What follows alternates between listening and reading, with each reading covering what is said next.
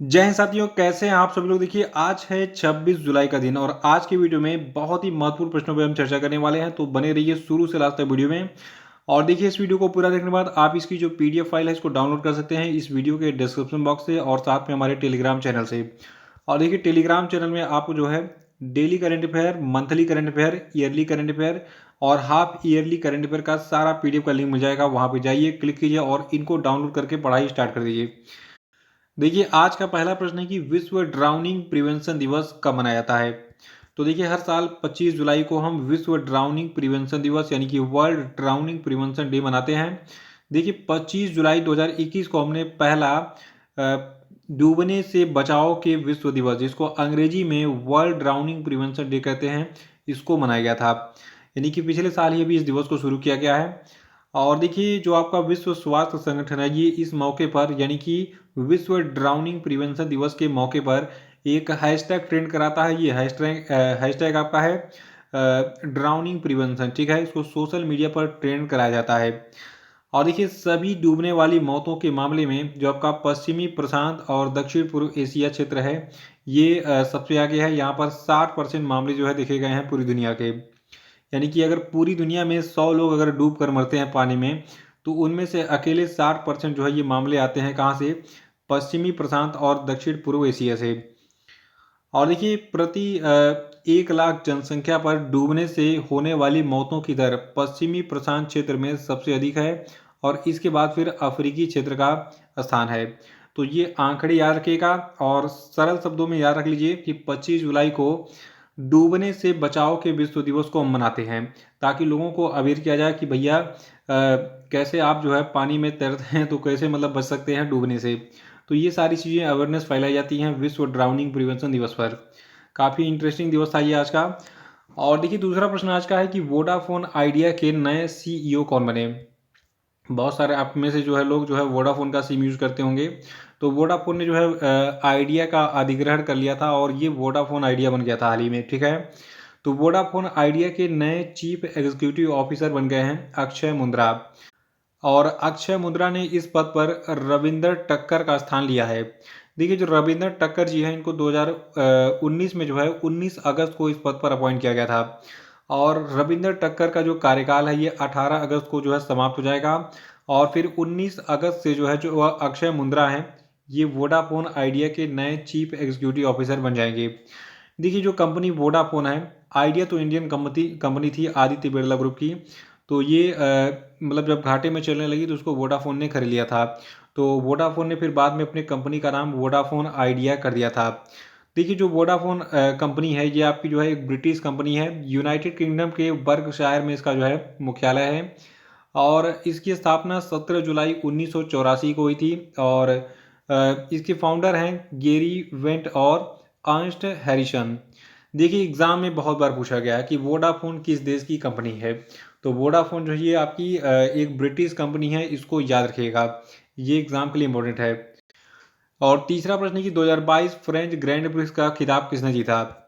तो देखिए, 2022 का जो French Grand Prix Formula 1 race था, इसको जीता है मर्सिडीज के ड्राइवर मैक्स वर्स्टप्पन ने। और इस रेस में जो है जो आपके लुइस हैमिल्टन है, ये दूसरे स्थान पर रहे और जबकि जो जॉर्ज रसेल हैं, इन्होंने तीसरा स्थान हासिल किया। तो एक लाइन में इसको रख लीजिए कि मैक्स वर्स्टप्पन जो है, जो कि मर्सिडीज के ड्राइवर हैं, ये 2022 के फ्रेंच ग्रैंड प्रिक्स के विजेता रहे। और इसमें जो है इस रेस में लुइस हैमिल्टन दूसरे स्थान पर रहे और जॉर्ज रसेल जो है ये तीसरे स्थान पर रहे थे।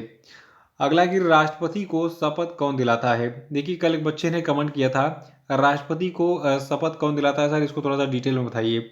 देखिए, जो चीज़ मैं आपको देने जा रहा हूँ, ये करंट अफेयर का भी सेक्शन है और यहाँ से आपका जो है जो पॉलिटी है उसका भी क्वेश्चन कवर हो जाएगा। और बार बार जो एग्जाम में क्वेश्चन पूछा जाता है वो चीज़ मैं कवर करा रहा हूँ, ठीक है। तो 1 नंबर आपका पक्का हो जाएगा और मैक्सिमम 5 नंबर आपके पक्के होंगे। देखिए, जो भारत का चीफ जस्टिस ऑफ इंडिया होता है, ठीक है, वो क्या करता है, राष्ट्रपति को उसके पद और गोपनीयता की शपथ उसको दिलाता है। और देखिए, अभी हाल ही में द्रौपदी मुर्मू जो है भारत की 15वीं राष्ट्रपति बनी है क्रम से। और द्रौपदी मुर्मू को अभी हाल ही में जो चीफ जस्टिस ऑफ इंडिया है, इन्होंने इनके पद और गोपनीयता की शपथ दिलाई। देखिए, जो द्रौपदी मुर्मू है, ये देश की दूसरी महिला राष्ट्रपति हैं। और पहली महिला राष्ट्रपति कौन थी भारत की? देखिए भारत की जो पहली महिला राष्ट्रपति थी ये थी प्रतिभा पाटिल, ठीक है। देखिए जो आपका राष्ट्रपति का पद है ये सर्वोच्च संवैधानिक पद है और इस पद को संभालने वाली पहली आदिवासी महिला हैं कौन? द्रौपदी मुर्मू। और स्वतंत्र भारत में पैदा होने वाली पहली राष्ट्रपति हैं। तो कई सारे इन्होंने रिकॉर्ड बनाए हैं। ये पहली आदिवासी महिला हैं जिन्होंने राष्ट्रपति के पद को सुशोभित किया है। और सबसे खास बात, आज़ादी के बाद इनका जन्म हुआ था। अब तक जितने भी राष्ट्रपति थे सब जो है आज़ादी के पहले यानी कि 1947 के पहले पैदा हुए थे और ये 1947 के बाद पैदा हुई हैं। देखिए वर्तमान में इनकी उम्र 64 साल है, किसकी? द्रौपदी मुर्मू की।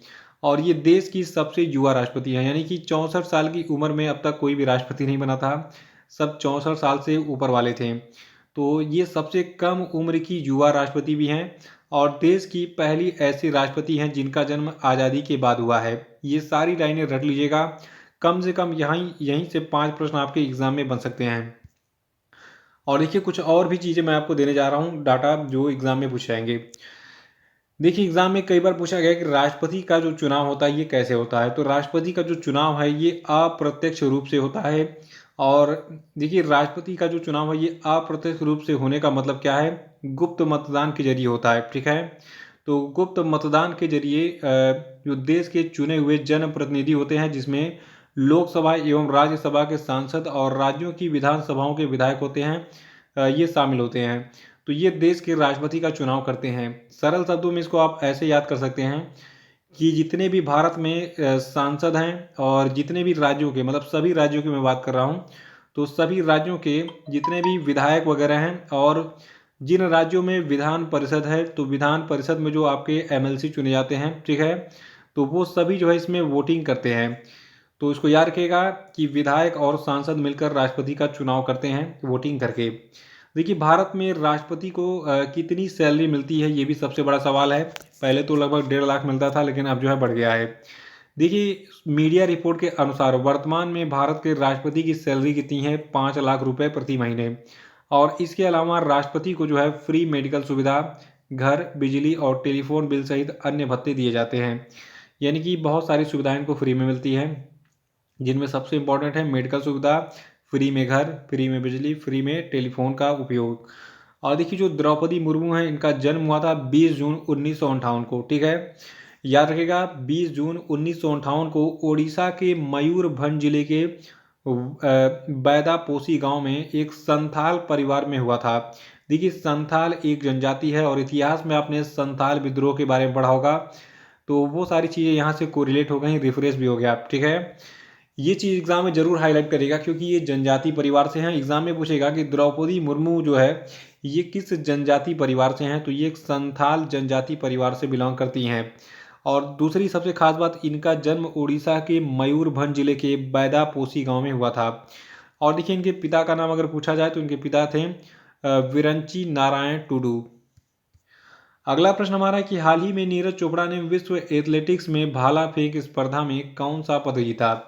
तो देखिए नीरज चोपड़ा ने विश्व एथलेटिक्स में भाला फेंक स्पर्धा में जो है अभी हाल ही में सिल्वर मेडल यानी कि रजत पदक जीता है। देखिए जो आपके नीरज चोपड़ा है इन्होंने पुरुषों के भाला फेंक फाइनल में 88.13 मीटर के थ्रो के साथ रजत पदक यानी कि सिल्वर मेडल जीता। और इस प्रतियोगिता का जो स्वर्ण पदक है ये एंडरसन पीटर्स ने जीता, जो कि ग्रेनेडा नाम के एक छोटे से कैरिबियाई देश के जो है निवासी हैं। और देखिए जो एंडरसन पीटर्स हैं, ठीक है, इन्होंने 90.54 मीटर के साथ जो है, मतलब 90.54 मीटर की दूरी पर भाला फेंक कर स्वर्ण पदक हासिल किया। और नीरज चोपड़ा के बारे में दो पुरानी चीज़ें मैं आपको रिवाइज करा दूं। देखिए नीरज चोपड़ा ने पिछले साल टोक्यो ओलंपिक में जो है स्वर्ण पदक जीता था। और जो आपके निशानेबाज अभिनव बिंद्रा हैं, जो कि शूटर है निशानेबाज, ठीक है, तो अभिनव बिंद्रा के बाद ओलंपिक की व्यक्तिगत स्पर्धा में स्वर्ण पदक जीतने वाले पहले भारतीय हैं कौन? नीरज चोपड़ा। ये दोनों पॉइंट अलग से नोट कर लिए, 2 नंबर आपके और फिक्स हो गए। अगला कि हाल ही में किस देश ने अपने नए अंतरिक्ष स्टेशन यानी कि स्पेस स्टेशन को पूरा करने के लिए आवश्यक 3 मॉड्यूल में से जो है दूसरा लॉन्च किया? तो देखिए हाल ही में चीन ने जो है अंतरिक्ष में अपना अंतरिक्ष स्टेशन स्थापित करने के लिए अपने 3 मॉड्यूलों में से जो है अभी हाल ही में दूसरा मॉड्यूल जो है इसको लॉन्च किया है। और ये जो दूसरा मॉड्यूल है इसको जो है लॉन्ग मार्च 5B रॉकेट से लॉन्च किया गया है। इसका पूरा नाम है लॉन्ग मार्च 5B Y3 वाहक रॉकेट। बहुत ही शक्तिशाली रॉकेट है ये चीन का। और आपको बता दूं ये लॉन्चिंग जो है चीन के दक्षिणी द्वीप हैनान प्रांत के तट पर जो है वेनचांग अंतरिक्ष यान प्रक्षेपण स्थल से जो है अभी हाल ही में किया गया था। देखिए जो चीन का ये अंतरिक्ष स्टेशन बनाने का जो कार्यक्रम है तो इसके तहत जो इसका पहला मॉड्यूल है ये अप्रैल 2021 में लॉन्च किया गया था। और देखिए जो चीन का अंतरिक्ष स्टेशन बनेगा इसका नाम क्या होगा ये बहुत इंपॉर्टेंट है। तो इसका नाम होगा तियांगोंग। देखिए तियांगोंग का अर्थ क्या है? तियांगोंग का अर्थ है स्वर्ग का द्वार, ठीक है। चाइनीज भाषा में चीन की भाषा का नाम क्या है? मंदारियन। जो चीन की लैंग्वेज है उसको मंदारियन कहते हैं। मंदारियन भाषा में तियांगोंग का जो मतलब है इसका मतलब है स्वर्ग का द्वार, ठीक है। तो ये जो है चीन के स्पेस सेंटर का नाम होगा। अगला है कि हाल ही में किस अभिनेता को संयुक्त अरब अमीरात के द्वारा प्रतिष्ठित गोल्डन वीजा दिया गया? देखिए अभी हाल ही में जो है जो आपके कमल हासन अभिनेता हैं साउथ के, इनको जो है संयुक्त अरब अमीरात का गोल्डन वीजा दिया गया है। इसके पहले शाहरुख खान को भी दिया जा चुका है गोल्डन वीजा। संजय दत्त को भी जो है गोल्डन वीजा दिया जा चुका है संयुक्त अरब अमीरात का। गोल्डन वीजा होता क्या है इसके बारे में यूपीएससी में बहुत ही खास प्रश्न पूछा गया था। तो उन सारे पॉइंट्स को मैं यहाँ पे जो है कलेक्ट करके मैंने जो आपको देने की कोशिश की है, इसको ध्यान सुनिएगा, याद रखेंगे तो हर परीक्षा में काम आएगा। गोल्डन वीजा होता क्या है?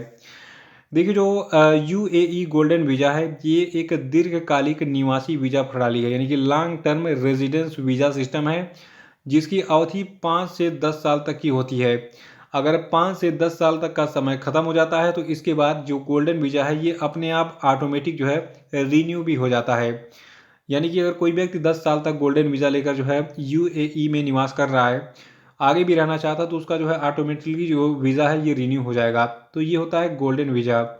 और ये गोल्डन वीज़ा जो है ये विभिन्न क्षेत्रों में अचीवर्स, प्रोफेशनल्स, इन्वेस्टर्स और प्रोमिसिंग एबिलिटी रखने वाले लोगों को दिया जाता है। और देखिए जो आपका यूएई है इसने गोल्डन वीज़ा को पहली बार 21 मई 2019 को लॉन्च किया था। यानी कि 2019 से गोल्डन वीज़ा देना शुरू किया है यूनाइटेड अरब अमीरात ने। तो तब से जितने लोगों को गोल्डन वीज़ा मिला है ये बहुत एग्जाम में पूछा गया है, ठीक है। तो मैंने बता दिया शाहरुख खान को और उसके बाद फिर जो है संजय दत्त को और अभी कमल हासन को गोल्डन वीज़ा दिया गया है।